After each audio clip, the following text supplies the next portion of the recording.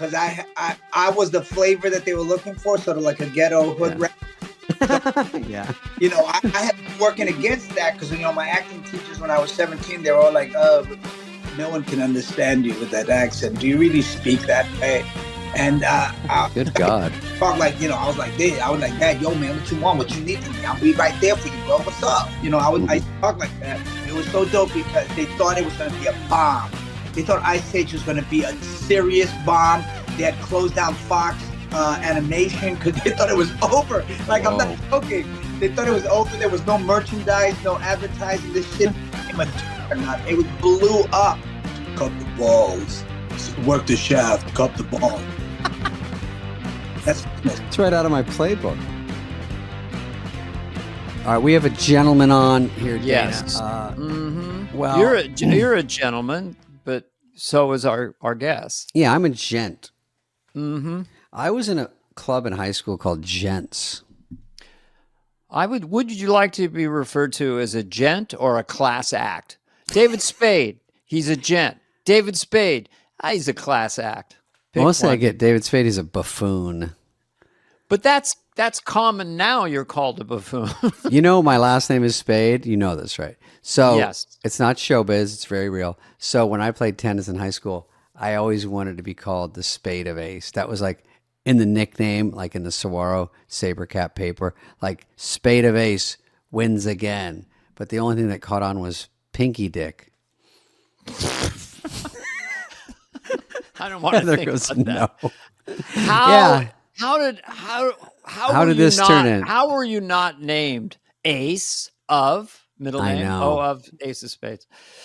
I don't know how people. My middle name could have been UV, mm-hmm. H of Spade. But we're not here to talk about that. We're not here to talk about that. We're here to talk about John Leguizamo. John Leguizamo. And he's a good dude. I've met probably very briefly in the past, but very aware of him.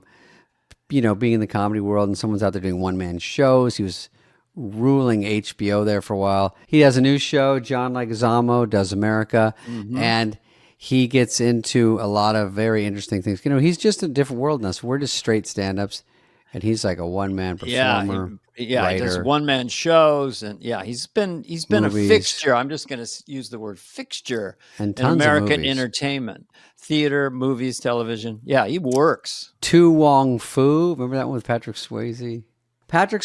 And who else is it? Oh, Wesley Snipes, I think. Anyway, very interesting movie in the day, probably 20 years ago. Yeah. But he's always sort of pushing the envelope and doing things. So yeah, very great creative. to have a chat with this dude. And yes. Here he is right now. John Leguizamo.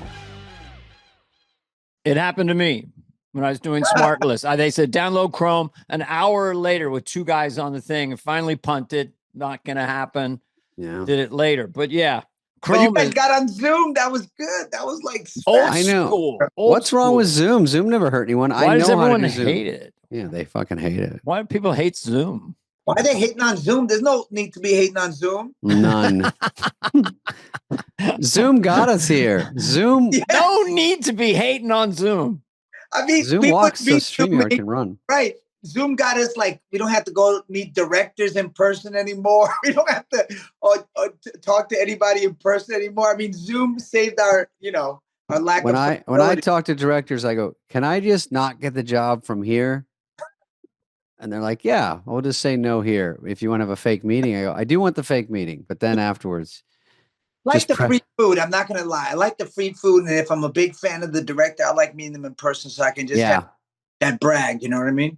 What's that like being in person? I mean, what happens? You see him in a room, or I'm just on virtual. So no, I mean, like I just met Chris Nolan for the Odyssey. We met at the Odeon, the big 90s Hollywood, New York theme restaurant, and we sat for 2 hours.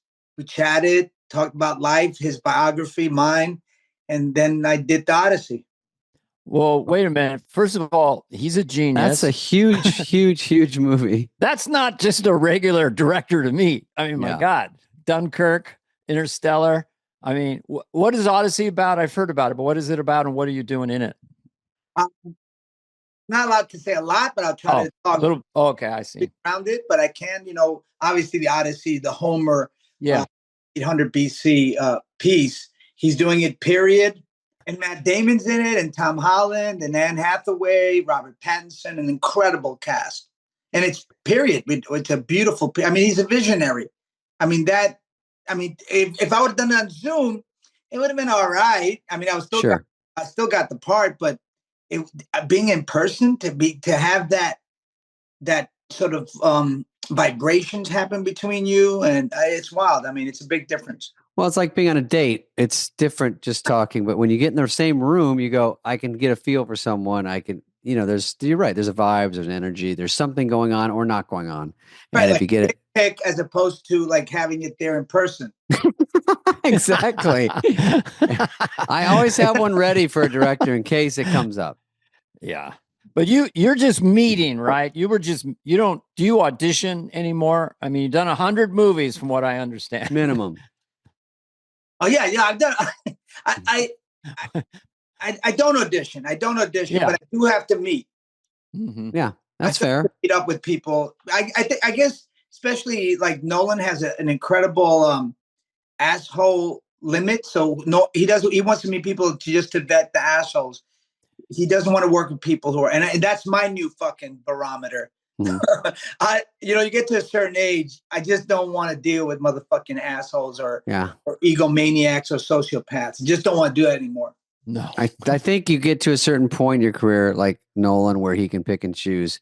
And on the way up, you do have to work with assholes. That's just for all of us. That's just the way it is. And then if things are going good enough, you get to say, I don't want to do that when I've heard they're a drag, or, have a meeting and say, are you a fucking drag or not? Because I can't do this. It's so hard anyway. Oh my God, it's so true. Are you going to be a fucking pain in my ass? It's the most miserable experience I've ever had. Or are you going to play ball and make me shine, motherfucker? Mm-hmm. The biggest one is when you realize the director resents you because the studio forced you on them and they hate you the entire time and are really actively trying to sabotage you. Have you had that, John? No, I've never had that. I'm not at that level, but I've seen it happen. I've seen it several times when the director wanted a real artist, like Foster, and the studio didn't want to go. They wanted to go with some name. Star, yeah. But I wouldn't even say star. What they consider a name, maybe a lot of followers, which doesn't lead to good acting.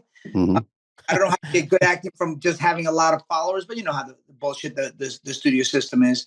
I had a meeting, John, where they said, you're kind of a name and you have a lot of followers, but you're not talented. I go, listen, we're not going to get everything.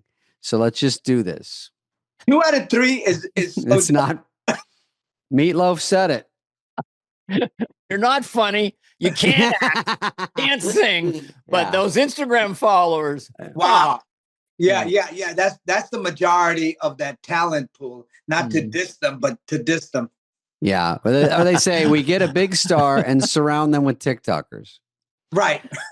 That tricky formula of like, you have this demo, they have this demo, and together it will collapse. Basically, it makes no sense. I mean, it makes no sense. Talent is talent for a reason. And influencers, I mean, it's a necessity of our modern world, but not something I go to. Hey, I have a quick question. When you were younger, weren't you in Regarding Henry? Oh, you got to bring that up, didn't you? Is that bad? Bring it down. Well, I was kind of humiliated by it. I mean, I did it only because I got no jobs. I mean, there were no jobs for Latin folk. They just weren't. I mean, I don't know if you remember the Ross Report, because that's how desperate I was. I would get the Ross Report, which managers and agents got. Okay. But so, because there was no opportunities. Mm-hmm. So you would get every Monday and they would list everything that was available in movie and television, every role. But it was like Jim Crow. I'm not going to lie. It was like white doctor, white lawyer, white husband, white lover, Latino drug dealer. And then I would ask my agent, please, can they see me? I want to do my monologue from David Mamet's Sexual Affairs in Chicago. Please, they'll fall in love with me. They won't even see you. So, you had to be mad resourceful. You just had to be to try to get in that room with folks. Well, what did Freddie Prinze mean to you, if anything, or Paul Rodriguez? Because when I came up, I always thought it was kind of weird. Oh, there's a Latino comic, and there's one of them or two, but he was a force of nature. Were you in your formative years when Freddie was around? Oh yeah, I mean, he's way older than I am, but as a kid to watch him on television and Chico and the Man was like, my God, the only Latino on television at the time. I mean, we had Desi Arnaz, but he was in the 50s. They say every 2 decades we'll throw one out there. Yeah, that's the thing, is that when I saw Chico and the Man, I guess, as a kid, it was just another funny show. Right. So I would have thought, looking back, hey, maybe they should give more of the Latinos a chance, because this one's working really well. This show is very funny. It fit right in. No one said a word. It was just like, oh, another funny show, without even separating it. It was like, hey, whoever's funny, throw them out there. Because talent is talent, and people care whether you're Black, Latino. They just want to see great shows, but they just weren't casting us. So when I got Regarding Henry, it was a drug dealer. I shoot this white guy, and it was like, oh my God, I'm perpetrating what they want to see, which is negative Latino images. And I didn't want to participate in that, but I really wanted to meet Mike Nichols, because he's one of the greats. I mean, he's sure. Virginia Woolf, The Graduate, Carnal Knowledge, some of my favorite films. Yeah, I did it because of that. But then, there I am with my sloppy fro, and I'm in the drugstore. I'm in the bodega, and there's Harrison Ford, and I'm robbing the place.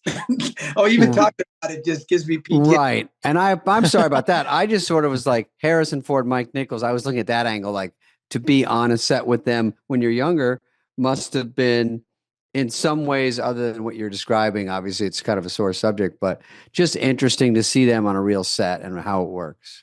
Oh, yeah, of course. I mean, just to be anywhere near Mike Nichols. And Harrison Ford is always, when he sees me, he's so lovely, and I'm like, oh, wow, he's such a great dude to be around these folks, But I love Harry Ford. I do. I enjoy Harry Ford and Mikey Nichols. Both those guys. You're the guy from the bodega. Did anyone ever say to you, John, can you Latin it up a little more? Did they ever push? Yeah? They didn't have to say that to me as much, because I was the flavor that they were looking for, sort of like a ghetto hood rap. So, yeah. I had been working against that, because, my acting teachers when I was 17, they were all like, no one can understand you with that accent. Do you really speak that way? And good God. Talk like, I was like, Dad, yo, man, what you want? What you need from me? I'll be right there for you, bro. What's up? I talk like that, and you don't really hear that anymore. There you go. That's what we're looking for. That's our man right there. Yeah. Shit. Can't really, they totally understand, man. This is the person that I've become. All right, baseball fans, you can register with BetMGM, an official sports betting partner of Major League Baseball. This MLB season, new customers can download the BetMGM app and sign up to receive up to $1,500 in bonus bets with code FLY, of course, if they don't win their first bet. You get access to odds boost tokens, same game parlays, BetMGM original bets, special boosts and tokens, and so much more. Yeah. And the first pitch to the game-winning fireworks, there are more ways than ever to supercharge your excitement. It's like really cool. I think it's great. It's good that John Travolta came by. Yeah. Why? He's taking over my space, David. I don't like that Travolta is coming in and reading my copy. Because they wanted me to do it. It wasn't my idea. I mean, David called me last night and I said, okay, I'll be happy to read something for you over here. I actually thought that was an old number. Enjoy hard-hitting baseball thrills all season long at BetMGM. You won't want to miss it. BetMGM, make it legendary. You can follow and tag BetMGM across all socials at BetMGM. Yeah, that's betmgm.com. Right, John Travolta? Yeah, Arnold Schwarzenegger. It's like BetMGM, like .com. Why do you add like in between every word? I don't know why I say like a lot, because it makes it funnier. Major League Baseball trademarks used with permission. BetMGM and GameSense remind you to play responsibly. See BetMGM.com for terms. 21 plus only.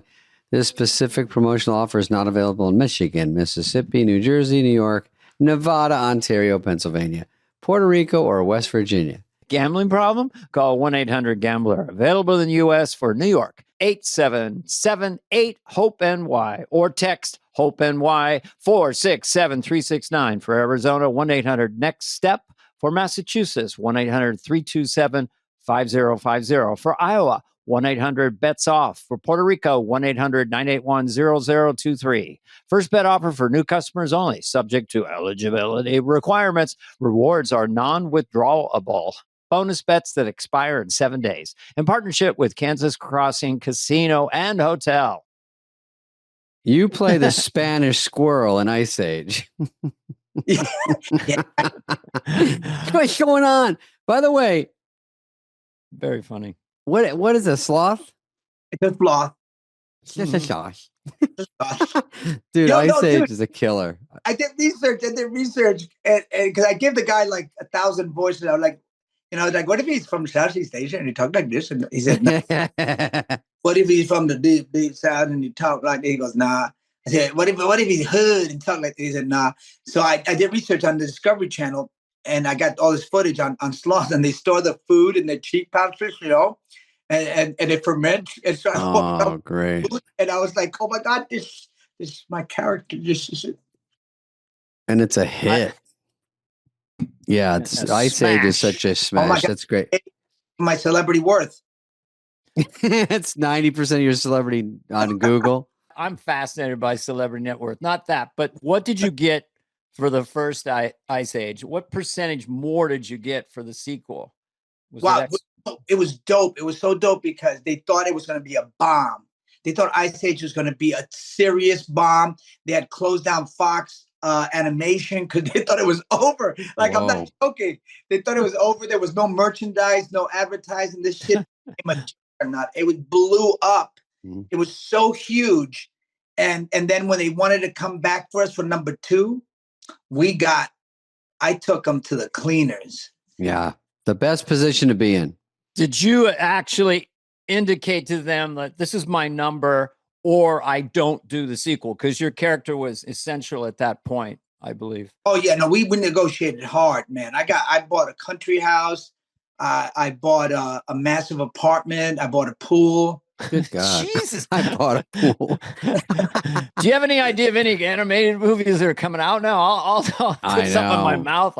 I'll talk like whatever they want. I mean, anyway, just if you have anything, just DM me. I'll keep an eye out. Listen, I'm waiting for Hotel Transylvania 5. Ooh. Yeah. When they get up there. How much did that bring you, bro? I got a wading pool. A blow-up pool. But I know waiting for a pool. No, I think by 5 I should get a pool. Listen, it's a very fair paycheck. Fair. I mean, it's not fair to the real world, but it's great. And then it usually goes up increments. I'm not as crucial as you would be in Ice Age, but it's really fun to be a part of it. Also in the way that when I see kids, it's a good relatable thing because they see them. But dude, for me, it's a weird experience when I meet the kids because parents come up to me and they go, "Oh, hey, I'm a huge fan of Ice Age. Can I introduce you to my son?" I go, "Yo, it's not going to go really well because it'll scare them almost." Like that, and that voice is, and they really relate. And then the parents come up and I go to the kids and I go, "Hi, how's it going?" And the kids are like horrified. "Oh, I know, I don't look."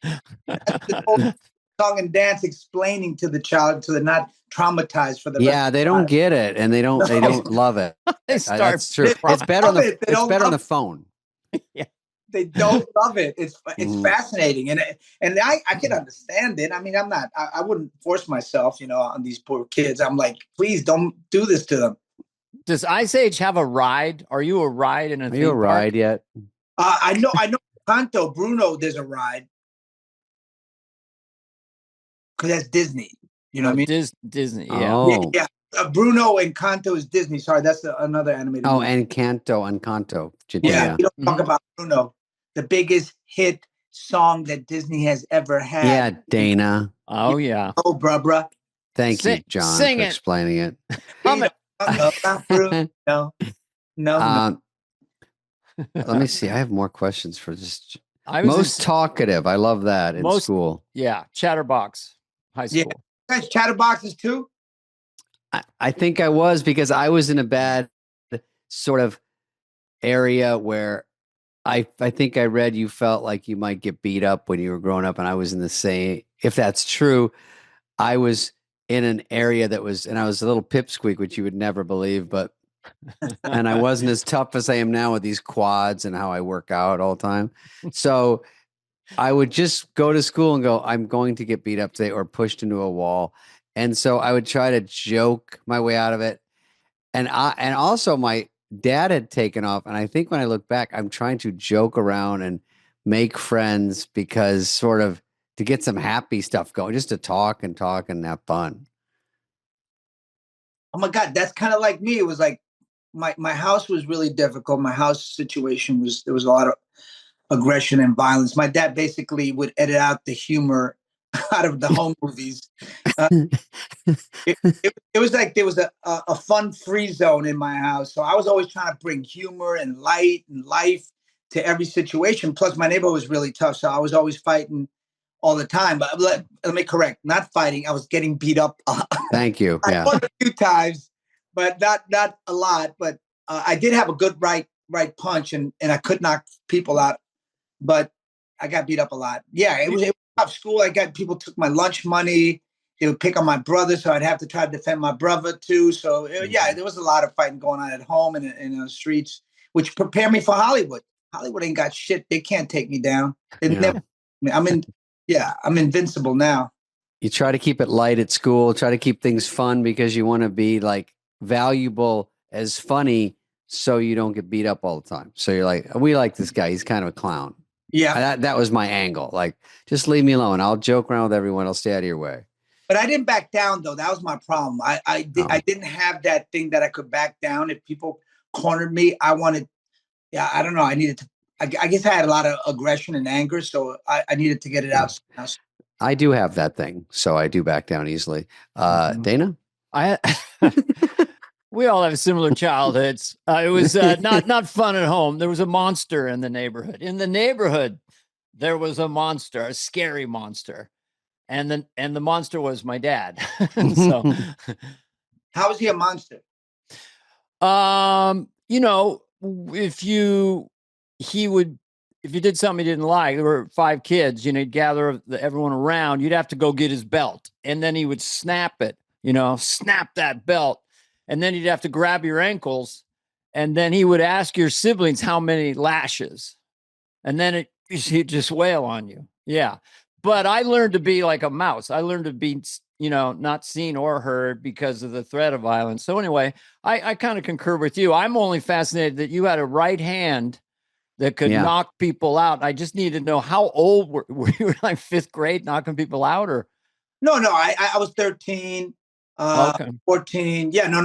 I mean, the fights that I had before were like stupid little kid fights. You know, you just wail on each other, you know, like that kind of fight. Right. Sure. No, but then by the time I got 13, you know, I hung out with some tough kids who would protect me because I make them laugh. Yeah. So I hang out with them and I do their homework too because I was a ghetto nerd.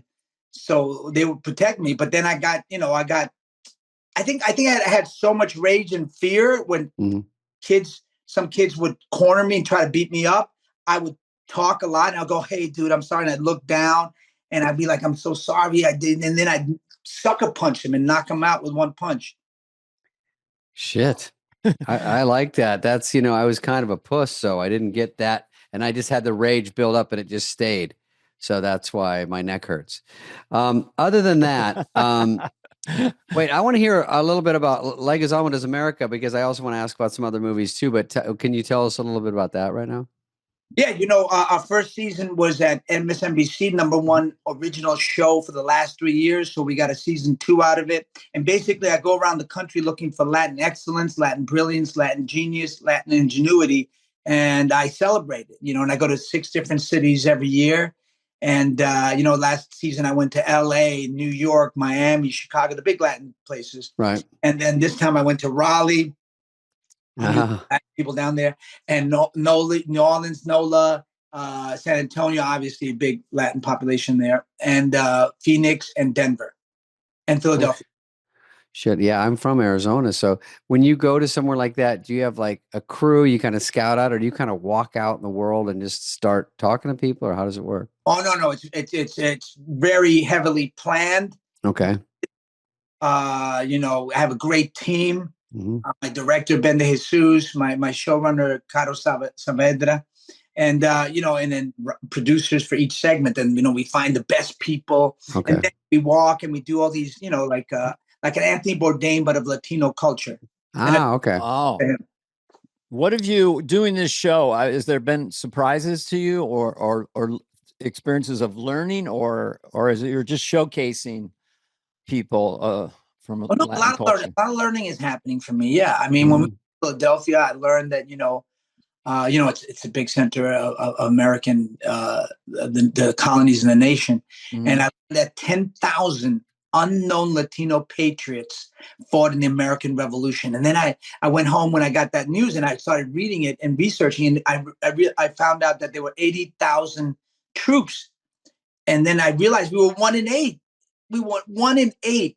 And then Juan de Miralles funded George Washington. They had a bromance, and he gave him $2 million from Cuba, Mexico, and Spain. General Bernardo Galvez got an army of 3,000 Puerto Ricans, Cubans, Mexicans, Native Americans, and freed slaves, and they kicked the British all out of the South so they couldn't ambush the New England Patriots, the revolutionaries, not the football team. Okay. Not the team? Okay. That's interesting. Yeah, well, I'm very interesting. Is the Alamo a sore point for people from Latin America? Because it's kind of like John Wayne did the movie and remember the Alamo, but from the other side of the fence, is it? Yeah, I mean, being a Latin person and the Alamo Yeah. is kind of because you know all these Latin people. It was first of all, it was Mexico and Latin for like ever, and then we let all these white people come in, thinking that you know maybe the people in Texas could become a country on their own. And they would ban, and so they worked with the Texans, the white people that started coming in there, and they freed themselves from Mexico. But then the Texans turned on them and took their land, their political power, and then started massacring and lynching all the Latin people there. So the John Wayne movie wasn't a fan favorite of yours, or you know, I didn't know, but I was rooting against myself. He likes it, yeah. Well, until you know something, it's hard to. John, look, I bet you, Dana. I bet you do the killerest. Yeah, Dana, where's your John Wayne? What? John Duke, come on, hey, come all on. right. Here's my John Wayne. Yeah, John Wayne and Walter Brennan. The thing I do like about John Wayne is not that he had no fear.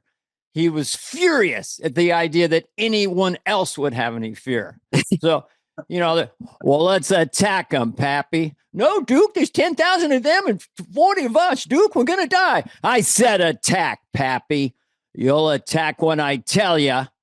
Don't make me do what I did last time. what was that? What did he do? You gotta know. That's how he ends it. He never says. Oh, everyone goes, oh, fuck, I don't want to have like know a what happened cliffhanger. last time. Let me do one more, and then I want to ask Yeah. you about your very first stand-up bit, because this is one of my earliest stand-up bits. I would say, Lucille Ball in 1952. Oh, Ricky. Lucille Ball today. Well, oh, wait, no, sorry. It goes like this. It goes, John Wayne, 1952. Well, let's go over the ridge. John Wayne today. Well, let's go over the ridge. Lucille Ball, 52. Let's go. Come on, Ricky. Lucille Ball today. Well, let's go, Ricky. I didn't do it very well, but it killed. It sounds like there's something there, and we're still going to workshop It always killed. So your first stand-up bit that really worked for you. You have 5 seconds.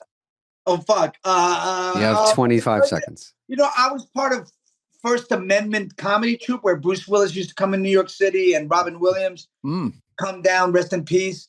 And I was part of the Seat Company. And the great thing about it, there was a lot of cute women. And that was comedy was wonderful back then for me. And yeah. when was it Mambo Mount? That wasn't your first one, was it? That was my first one-man show, 1990. Okay, because I remember hearing about that. Was that HBO?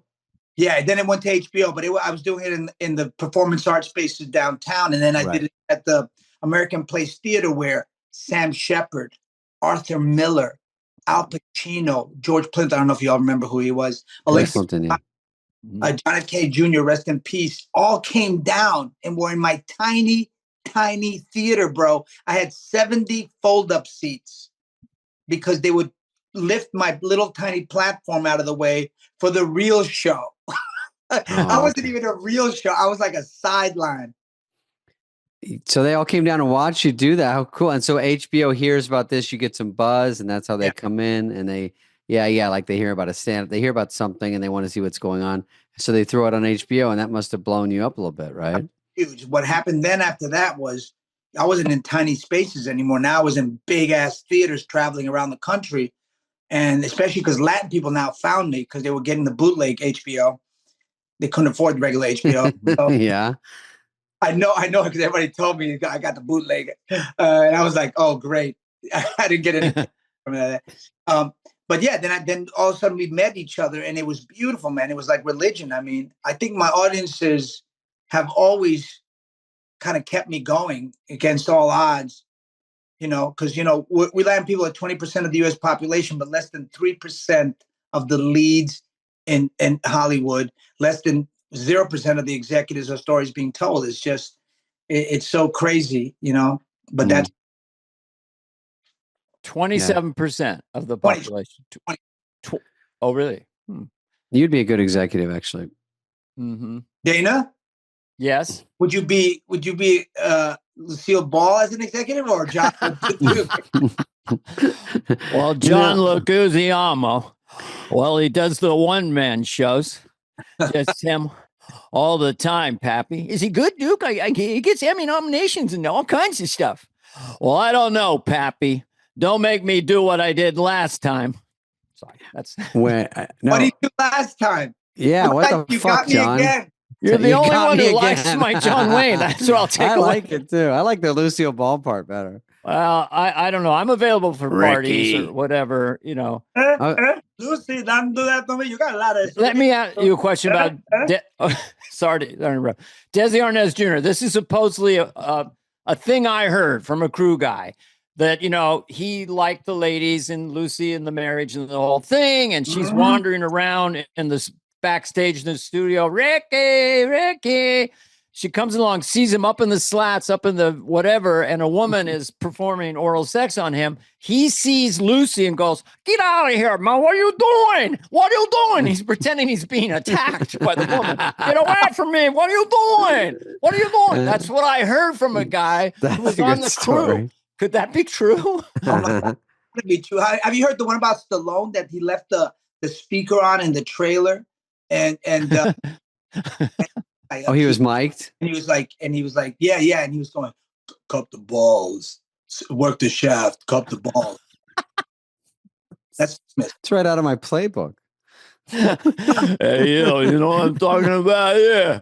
Cup the balls, work the shaft. It's good technique. I mean, it's functional. People don't know outside of Hollywood. You have a mic on, a lavalier mic, and you don't turn it off sometimes. Yeah. And a lot of bad stuff can happen with that. But I've not. And they always say they can't hear you when you walk away from the set. I go, that's the biggest lie. I would just listen to people. That would be so fun. They always go, once you get to this, I go, I'm having a meeting. I don't want to take all this off. Can you just turn it off? They go, sure. Yeah, that happened with Betty Davis, the director. I can't remember what his name is right now. Worked really hard to get her into, I think, was it Jezebel, one of those big Southern ones? Mm-hmm.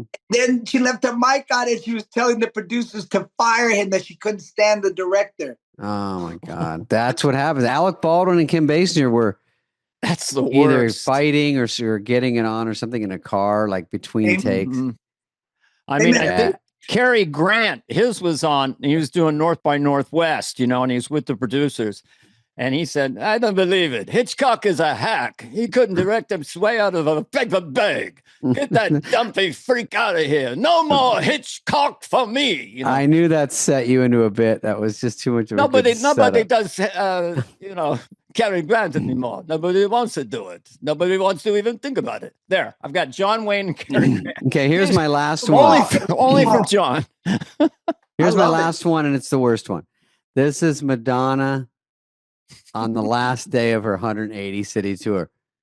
Holiday. That's it. Because she's all her voice is from so. Dana. You still have from No, Dana. it's the same joke, It's but very I much switched it. Lucille Ball. But you can have it. Holiday. You're my friend. If we took a holiday, good night. Fuck it. That's the last show. No, because I heard a video of her in Japan, and when she was singing Holiday, she was bottomed out a little bit. But listen, let's not over talk about how good that impression is. I want to know from, look at all my notes on John.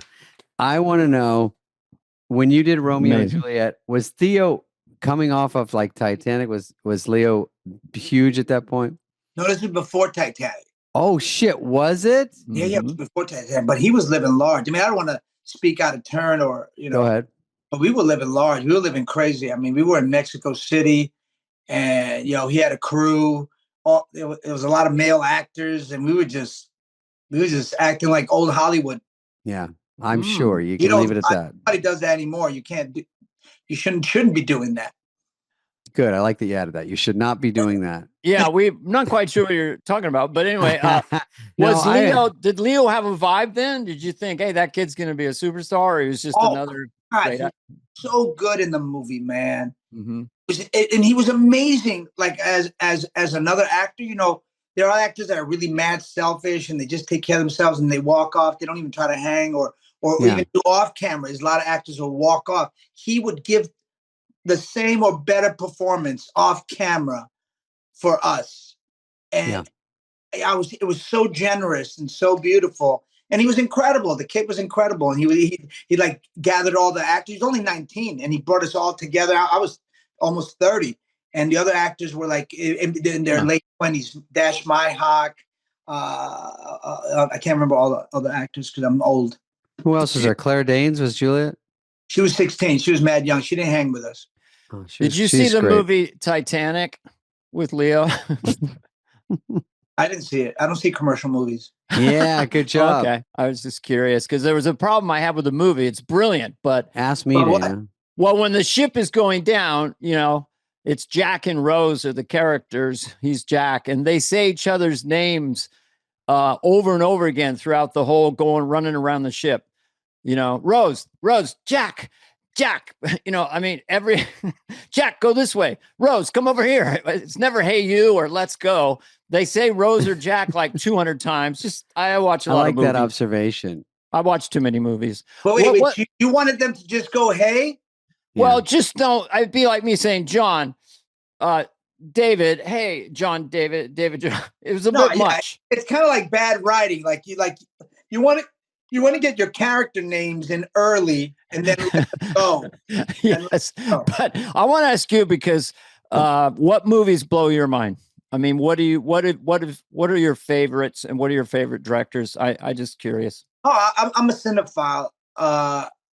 So I like a lot of old, amazing movies like Carl Dreyer's Joan of Arc. Mm-hmm. It's an amazing movie, silent film, where he took the actual transcripts of the lawyers from the 1400s and turned it into a movie. And then his first movie, because it was made from nitroglycerin, the film back then, it blew up. So he had to go back into the editing room and take all his B-sides and reconstruct the whole entire movie. It's amazing. That's the kind of shit I like. Literal silent films. You're going way back. Silent films, great films. Kurosawa, Ozu, Porky's. Fellini, Pasolini, all the Eenies. All the Eenies. All the Eenies. Spaghettini. Yeah. Yeah. Okay. What's the worst example of whitewashing out there?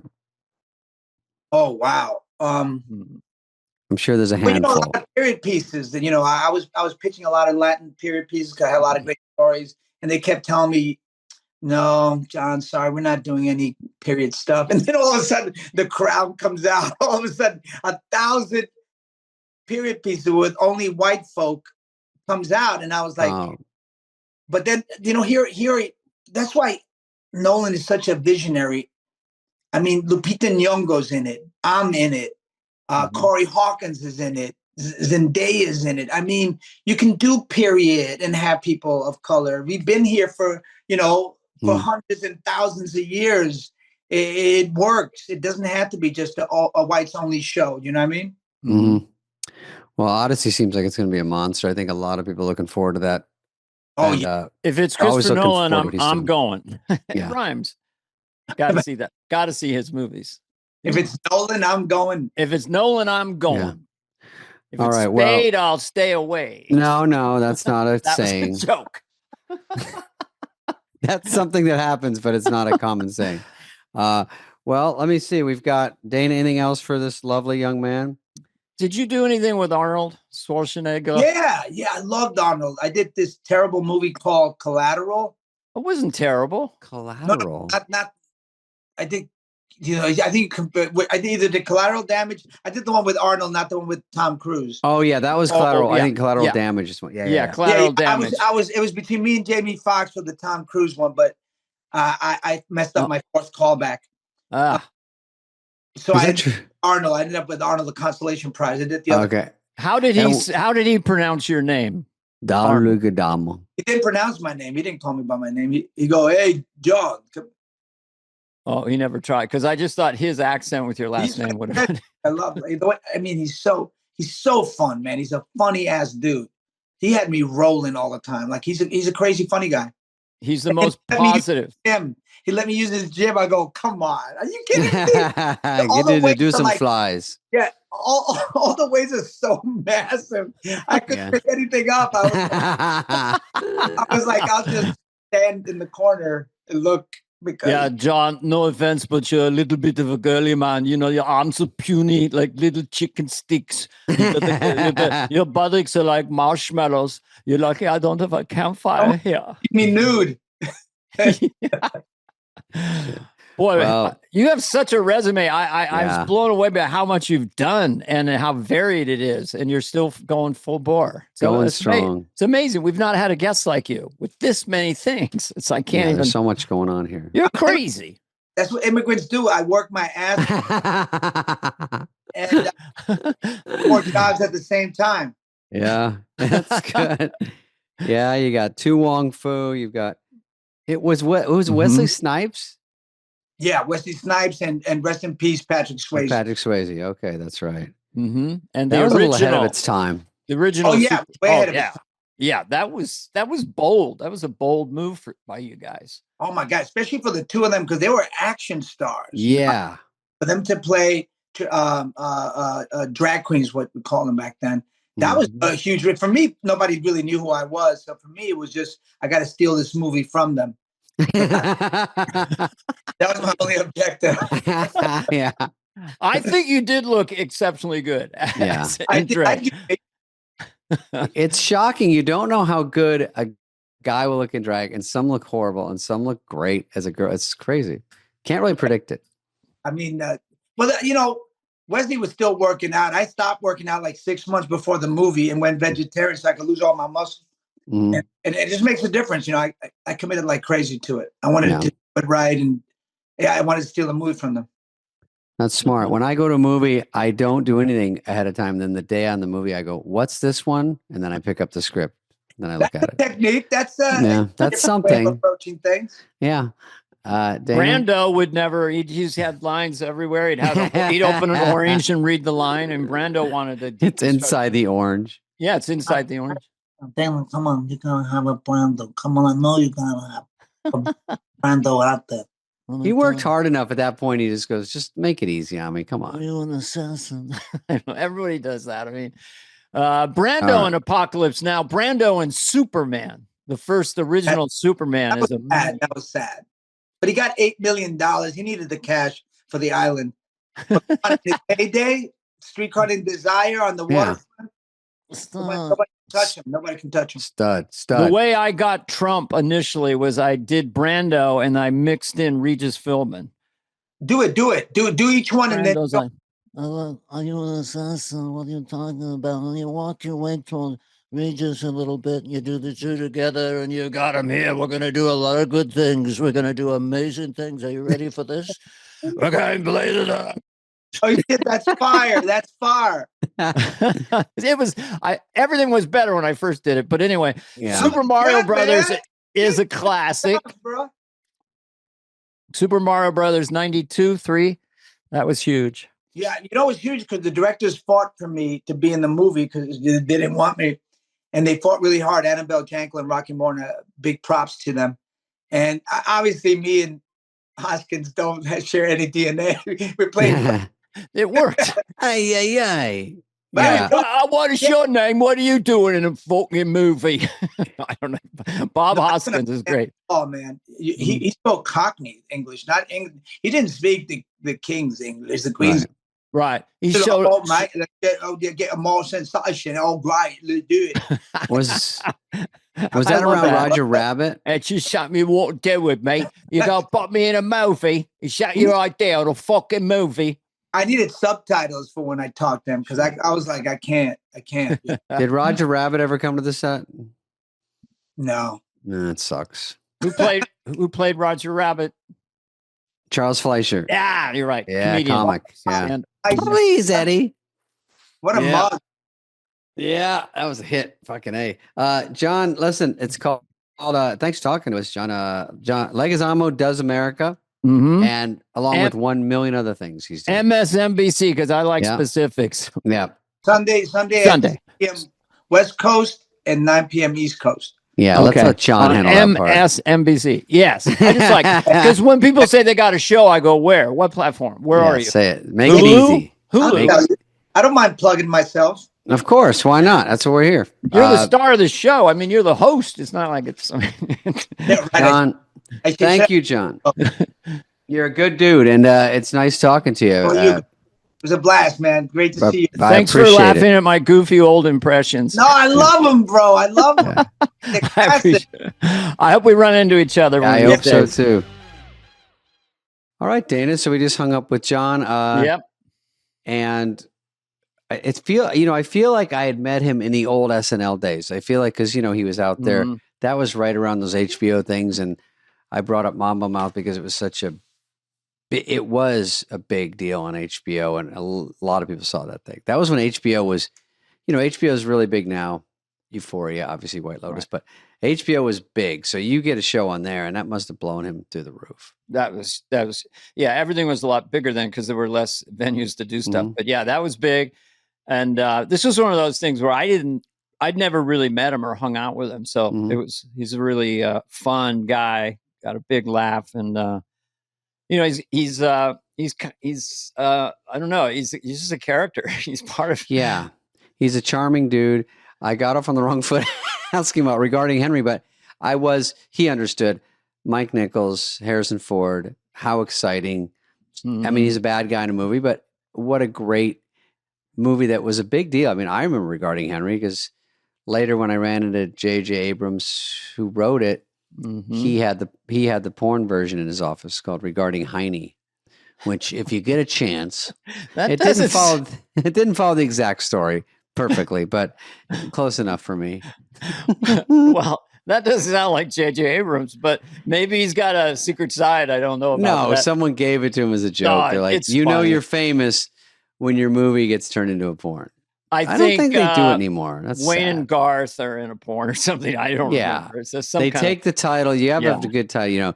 You have to have Mm-hmm. Your Ass Licked Park. You have to have like a good title that kind of lends itself. And basically, it's a porn with a dinosaur in the background. They're not sticklers to the original script. Right. So anyway,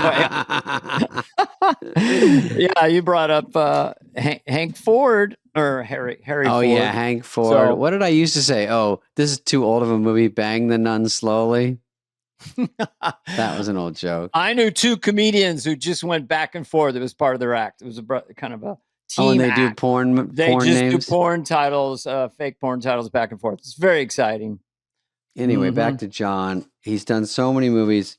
I heard he was. Oh, I didn't ask about fucking Carlito's Way. That's what I want to ask. The Sean Penn Pacino. What a cool movie. I just didn't want to step in shit again, but I just remember Carlito's Way and Sean Penn was so hilarious in it. It was such a cool movie. Sean Penn is a brilliant character actor. We got to get Sean on here. He loves putting a wig on, an accent. I mean, he can. He was such a puss anything. in Carlito's Way. It was so. Yeah, it was hilarious to watch. He's like a coke snorting lawyer or something. I don't know. Anyway, I think people. I hope you liked it, John Leguizamo, and check out his show. The guy is a force to be reckoned with. He's out there and he's always working. I guess that the takeaway is like, here's a guy who just started from where he started, scrambled for everything he got, and he still looks at it that way. Mm-hmm. It's still going for it. Yeah. After 100 movies. 100 movies and you're presently in a Chris Nolan movie. I mean, that's about as good as it gets. Yeah. Yeah. So anyway. All right. Thanks for watching, guys. Thanks for listening, and we'll see you next time. Peace out. Peace out. Hey, guys, if you're loving this podcast, which you are, be sure to click follow on your favorite podcast app. Give us a review, 5-star rating, and maybe even share an episode that you've loved with a friend. If you're watching this episode on YouTube, please subscribe. We're on video now.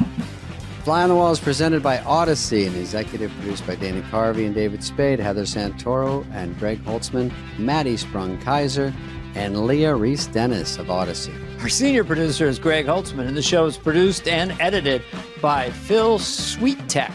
Booking by Cultivated Entertainment. Special thanks to Patrick Fogarty, Evan Cox, Maura Curran, Melissa Wester, Hillary Schuff, Eric Donnelly, Colin Gaynor, Sean Cherry, Kurt Courtney, and Lauren Vieira. Reach out with us any questions to be asked and answered on the show. You can email us at flyonthewall@odyssey.com. That's AUDACY.com.